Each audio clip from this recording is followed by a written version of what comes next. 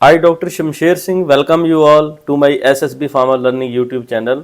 आज इस वीडियो में मैं आप लोगों के साथ ये डिस्कस करने जा रहा हूँ कि एक्सेसिव कोल्ड से, बहुत ज़्यादा ठंड से अगर आपके हाथों में और पाँव में सूजन आ रही है या आपके स्वेलिंग आ रही है तो ये कैसे होता है, आप इसके कॉज क्या क्या हैं और इसको आप कैसे ट्रीट कर सकते हैं।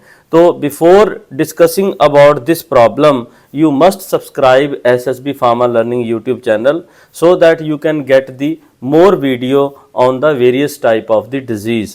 तो ये मैं आपको पहले बता दूं कि जब भी टेम्परेचर लो होता है, जहाँ सर्दियों में जब भी हमारे ठंड जो है वो बढ़ जाती है, उस केस में कई लोगों में ऐसा देखा गया है कि उनके हाथों में और पाँव की जो फिंगर्स होती हैं, उंगलियां होती हैं, उसमें काफ़ी स्वेलिंग आ जाती है, जहाँ कई बार ये जो हमारी फिंगर्स हैं वो फट भी जाती हैं। तो इसका क्या कॉज रहता है, क्योंकि बहुत से लोग ऐसे हैं जिनको ये नहीं पता कि ये होता कैसे है। तो मैं आपको कुछ ऐसी चीज़ें बता देता हूँ, जैसे कि ठंड बढ़ती है तो उसमें क्या रहता है कि जो हमारी ब्लड सर्कुलेशन है वो कम हो जाती है, because due to excessive cold जो हमारी पेरिफेरल ब्लड वेसल्स हैं, स्मॉल आर्टरीज हैं, वो कंस्ट्रिक्ट कर जाती हैं, सुगड़ जाती हैं, जिससे क्या होता है हमारी जो ब्लड की सप्लाई है टूवर्ड दिस एरिया वो रिड्यूस हो जाती है, और उसके रिड्यूस होने से क्या होता है यहाँ पे स्वेलिंग आ जाती है। तो पहली चीज़ तो ये क्लियर है कि बहुत ज़्यादा सर्दी में अगर आपका ऐसा एक्सपोजर है तो उसको क्या करना चाहिए, आपको कम करना चाहिए। और दूसरा क्या रहता है, there is a one problem which is called as Raynaud syndrome. ये रिनाउंड सिंड्रोम भी कहते हैं, रिनाउंड डिजीज भी कहते हैं। ये एक ऐसा डिजीज है जिसमें क्या रहता है, आपकी ब्लड वेसल जो हैं वो कंस्ट्रिक्ट कर जाती हैं, जो आपकी आर्टरीज हैं जो आपके हाथों में और पाँव में ब्लड सप्लाई करती हैं, ऑक्सीजनेटेड ब्लड सप्लाई करती हैं, वो क्या हो जाती हैं, कंस्ट्रिक्ट हो जाती हैं। And once they are constricted, जब वो कंस्ट्रिक्ट हो जाती हैं, सुकड़ जाती हैं, तो उस केस में आपके वहाँ पे ब्लड सप्लाई जो है वो कम हो जाती है, जिससे कई लोगों को सर्दियों में हाथों में और पाँव में इन्फ्लामेशन और सोजिश रहती है। जो इसके लिए तीसरा प्रॉब्लम आता है वो उन लोगों को रहता है जो अनीमिक होते हैं। तो पहले मैं ये बता दूं कि अनीमिया वो कंडीशन है जिसमें लोगों का आरबीसी, जहाँ जिसको कह दें कि हीमोग्लोबिन जो है वो कम हो जाता है। तो एक सिंपल वे में अगर कह दें कि जिन लोगों को ब्लड की कमी रहती है, जो अनीमिक रहते हैं, उन लोगों में जो हाथों में और पाँव में जो स्वेलिंग है वो बढ़ जाती है। उसका कॉज क्या है कि when ever you will become anaemic, आपका जो नंबर ऑफ आरबीसीज हैं वो कम हो जाते हैं। तो जब आपके नंबर ऑफ आरबीसीज कम होते हैं तो आपकी जो ऑक्सीजन कैरिंग कैपेसिटी है टूवर्ड दिस पेरिफेरल एरिया वो कम हो जाती है। जब आपके इस एरिया में, जब आपके पाँव में पेरिफेरल एरिया में, वहाँ पे जब ऑक्सीजन सप्लाई कम होती है तो उस केस में आपके पाँव में और हाथों में स्वेलिंग रहती है। तो इसका ये मेजर कॉज रहता है कि अगर आप अनीमिक हैं तो आप इस प्रॉब्लम से सफ़र कर सकते हैं। जो नेक्स्ट कॉज रहता है वो रहता है डायबिटीज़।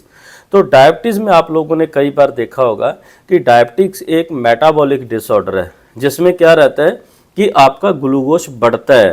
तो ग्लूकोज बढ़ने से क्या होता है कि हमारी बॉडी में ऑक्सीडेटिव स्ट्रेस बढ़ती है। क्यों? क्योंकि जब भी आपकी बॉडी में एक्सेसिव ग्लूकोज बढ़ता है तो आपकी बॉडी में कुछ रेक्टिव ऑक्सीजन या कुछ रेक्टिव नाइट्रोजन स्पीसीज होती हैं जो नेगेटिव चार्ज कैरी करती हैं, उनको ये बढ़ा देता है। वो बढ़ने से क्या होता है, आपकी जो सेल मेम्ब्रेन है, जो पेरिफेरल लेयर्स में जहाँ आपकी पेरिफेरल नर्व्स हैं वो डैमेज हो जाती हैं। और वो डैमेज होने से आप लोगों ने ये सुना होगा कि पेरिफेरल डायबिटिक न्यूरोपैथी। इसका मतलब कि उन लोगों की जो पेरिफेरल पेन सेंसेशन है वो एक्सेसिव हो जाती है, जिसमें हम हाइपरअल्जीजिया कहते हैं, उनको पेन बहुत जल्दी होती है।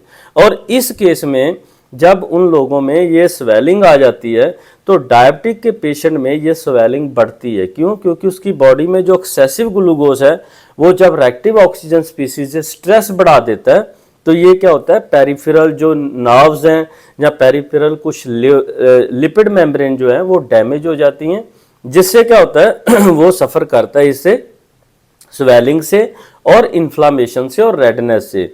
उसके बाद जो नेक्स्ट मेन रहता है एक्सेसिव, जब आप स्ट्रेस लेते हैं। जब भी कोई लोग, ऐसे लोग जो स्ट्रेस लेते हैं, उस केस में हमारी बॉडी में कुछ स्ट्रेस हार्मोन्स रिलीज होते हैं, जिसमें से एक ऐसा हार्मोन है जिसका आपने नाम सुना होगा एड्रेनालिन, जो कि एड्रीनल ग्लैंड से रिलीज होता है। तो हमारी जो 2 किडनी होती हैं इसके ऊपर एक ग्लैंड होता है जिसको हम एड्रीनल ग्लैंड कहते हैं।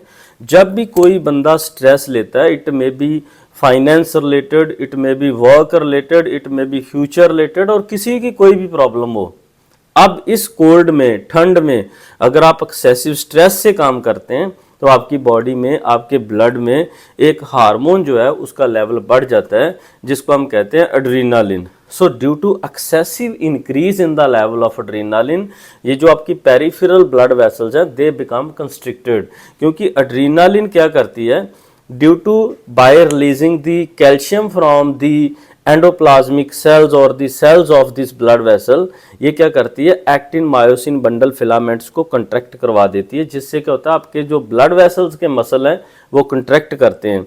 जब आपकी ब्लड वेसल्स के मसल कंट्रैक्ट करते हैं तो आपकी ब्लड वेसल्स नैरो हो जाती हैं, बहुत छोटी हो जाती हैं, जिससे आपकी जो पेरिफेरल ब्लड सप्लाई है वो कम हो जाती है, और वो लोग क्या करते हैं, सफ़र करते हैं किससे, हैंड और उनके जो फीट हैं, उनकी जो उंगलियां हैं वो स्वेल अप हो जाती हैं। इससे अगर आप सर्दी में हो तो आप स्ट्रेस लेते हो तो आपके हाथों में और पाँव में स्वेलिंग आ सकती है।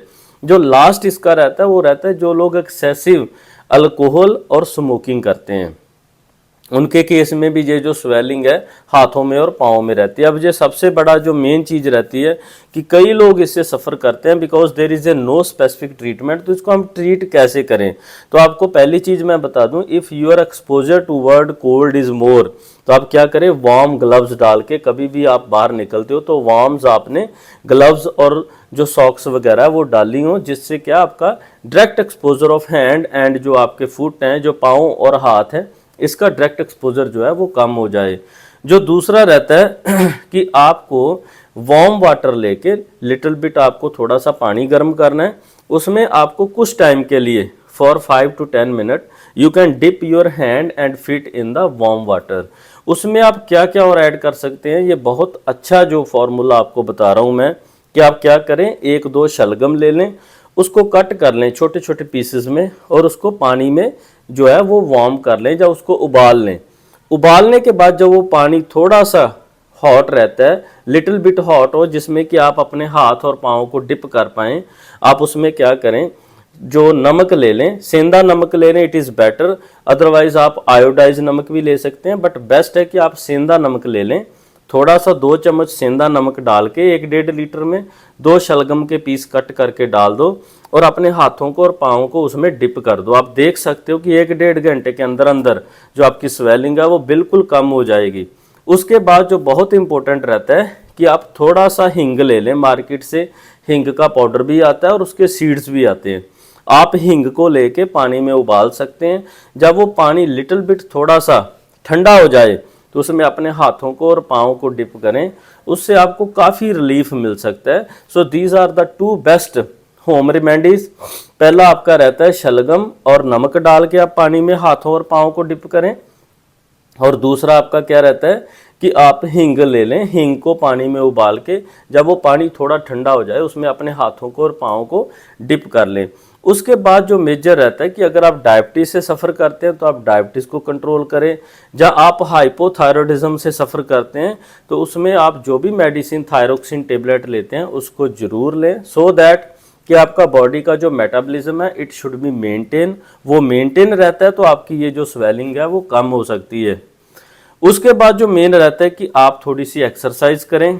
अगर उसके साथ साथ अगर आप कोई मेडिसिन लेना चाहते हैं तो there are some medicine, but if you are suffering from any other problem you must consult to doctor.